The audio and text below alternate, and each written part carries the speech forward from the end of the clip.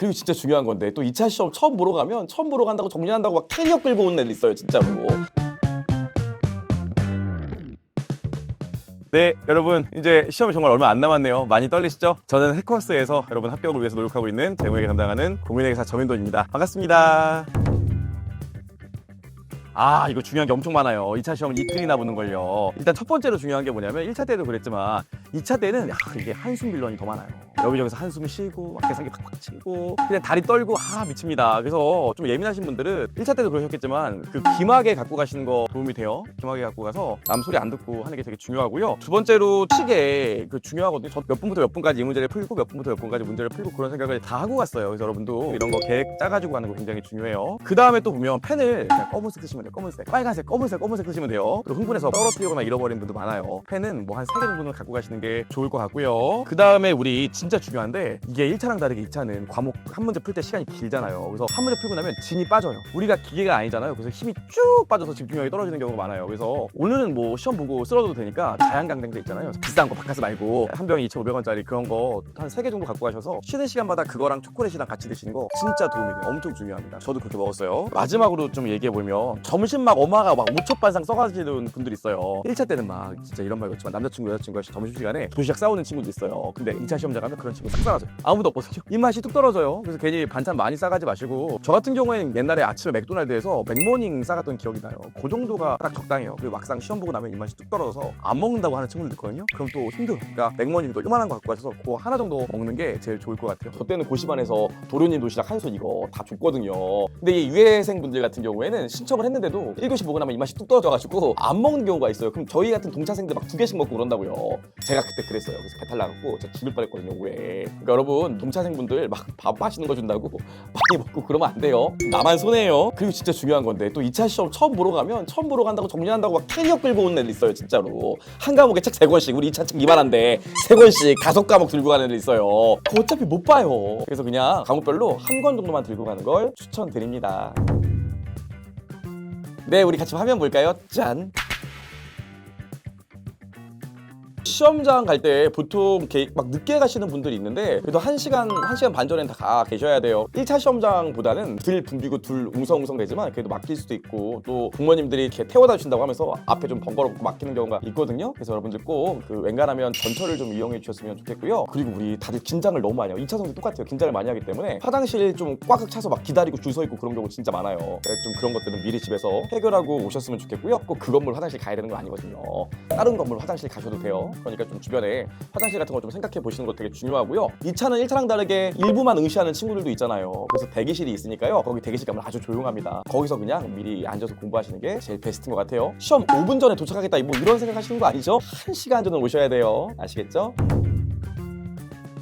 2차 시험은 가장 큰 차이는 일단 약수를 본다는 거죠. 사실 답안지에 우리가 뭐 법과목이 있는 게 아니잖아요. 회계감사를 제외하고. 그래서 다 숫자가 계산이 딱딱 되기 때문에 1차랑 2차랑 그렇게 차이가 없어요. 문제 푸는 데는. 다만 문제 푸는 시간이 1차보다 좀 길고 제일 큰 차이가 뭐냐면 이틀 본다는 거죠. 이틀. 정말 이런 분들 있어요. 시험 전날에 우리가 5과목을 이틀 동안 나눠서 보니까 오늘은 그 첫째 날에 보는 3과목만 공부하고 시험 보고 와서 두 번째 날에 이 2과목 공부해야지 이런 친구들이 있는데 저도 사실 2차 시험을 4번 봤거든요.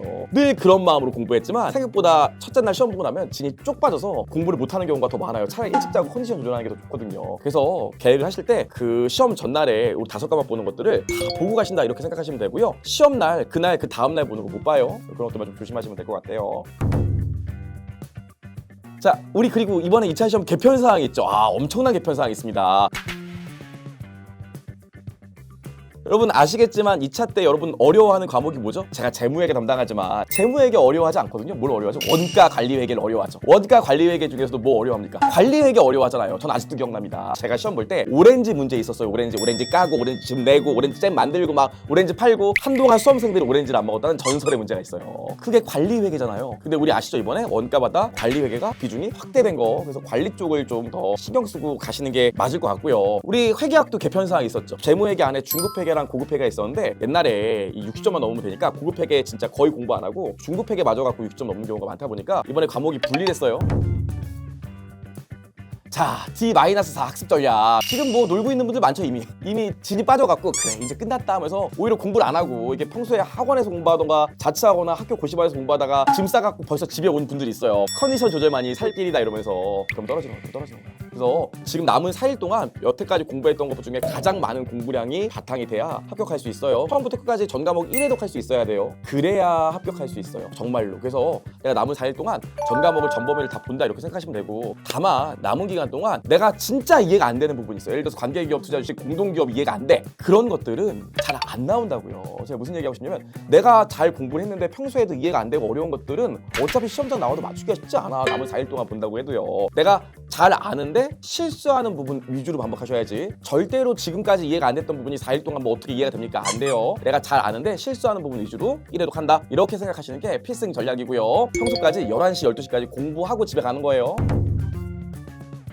여러분들 아시겠지만 여러분들 지금 토시생 같은 경우엔 5과목을 다 노리고 들어가는 분도 있지만 전략적으로 들어가는 분들도 많잖아요. 그런데도 막상 시험장 이제 시험 임박하면 포기하는 친구들 진짜 많아요. 2차도 마찬가지예요. 마지막에 막판에 얼마나 열심히 공부했냐 순서대로 합격하거든요. 제가 얘기했죠. 1차 시험 6개월 만에 붙었지만 2차 또 놀아갖고 그냥 2차 시험 4번 본 거. 그러니까 계속 포기하지 말고 끝까지 공부하시면 누가 부분 합격을 많이 할지 몰라요. 그래서 동차생들은 다른 거 없어요. 남은 기간 동안 흐트러지지 말고 포기하지 말고 시험장 가서도 열심히 하시면 되고, 진짜 중요한데 이런 분들이 있어요. 만약에 세무회계를 우리가 시험 본다고 하면 다 풀었어. 5분 남았어. 뭐 상징세 한 10점짜리 남았어. 그럼 그냥 상징세 공부 안 했다고 볼펜 탁 놓고 그동안의 내 수험 생활을 정리해보는 시간을 갖는 친구들이 있어요.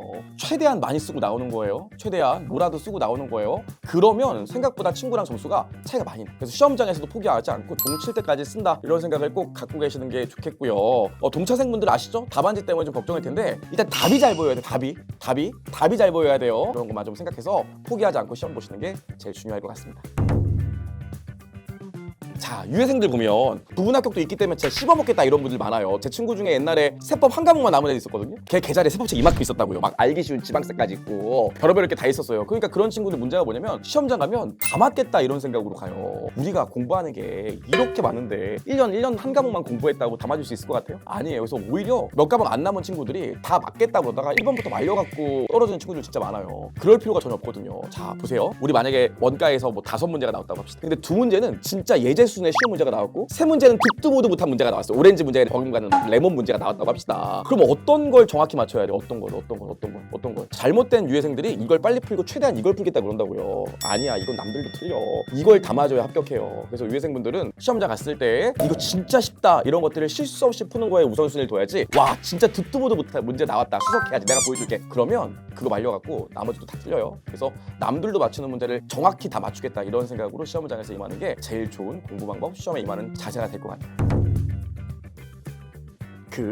시험 전날 밤새는 친구도 없겠죠? 밤새면 안 돼요. 체력도 딸리고. 여러분 이미 그럴 시험의 양이 아니잖아요. 벼락치기 아니고요. 다만 그건 있어요. 평소에 내가 밤 11시, 12시까지 공부했으면 그날도 11시, 12시까지 공부하는 거 가는 거지. 6시에 짐 싸는 거 아니에요. 선생님 그날 공부가 돼요? 마음이 들썩들썩할 텐데. 맞아요. 공부가 안 되죠. 마음이 들썩들썩하죠. 그래도 앉아서 책 넘기면서 눈으로 사진이라도 찍으세요. 정말 중요합니다. 그래서 평소처럼 공부하고 가는 거고, 보시면 컨디션 관리 이런 거 물어보시는 분들이 있는데 컨디션이 어디서 지금 이제 마지막인데 정신력으로 하는 거지. 저 시험 전날에 레드불 그때 없었거든요. 자왕 있어, 자왕. 시험 전날에 자왕 4개 먹고 공부했어요.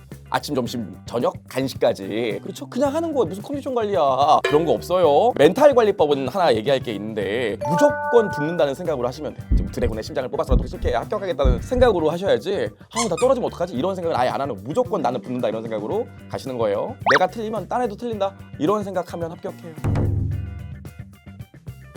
경험이 많죠. 저는 2차를 4번이나 맞는걸요.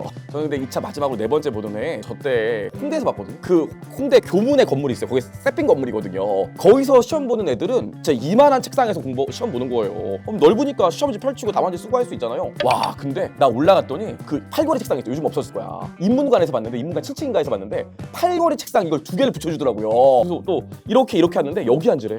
근데 아시겠지만 회사 공부하시는 분들 계산기 보통 어디로 쳐요? 여기로 치자. 좀 여기다 써. 근데 계산기 놓을 데가 없는 거예요.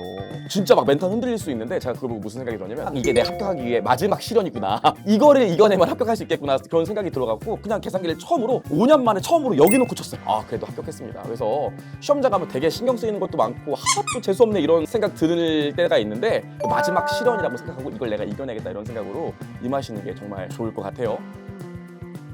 자 여러분, 제가 수업할 때 맨날 하는 얘기 있죠? 정말 인생을 바꾸는 순간이라고. 지금 생각해보면 제가 회계사가 됐기 때문에 인생이 정말로 많이 바뀐 것 같아요. 요즘에는 와, 나 진짜 이렇게 살지 꿈에도 몰랐는데 이런 생각 정말 들거든요. 여러분, 인생을 바꾸는 순간 거의 다 왔잖아요. 그러니까 마지막까지 최선을 다해서 정말 내가 상상도 못했던 삶을 살 수 있는 저 단추가 되기를 진심으로 기원하겠습니다. 파이팅! 고생하셨습니다. 감사합니다. 고생 많으셨고 우리 다음 또 이기 커리에서 볼게요. 고생 많으셨어요. 아주 특이하게 나왔던 주제라든지 뭐 오류가 있었던 문제 같은 건 제껴도 괜찮아요. 강의나 마칠게요. 수고하셨습니다. 수업 잘 들으셨고 이렇게 정리하시면 뭐 좋은 결과 얻으실 걸로 보입니다. 이상 마치도록 할게요. 수고했습니다. 최선 다해서 좋은 결과 있기를 바랍니다. 자, 수고하셨습니다. 여기까지 하시면 해줄 거 다 해준 것 같다. 고생했어요.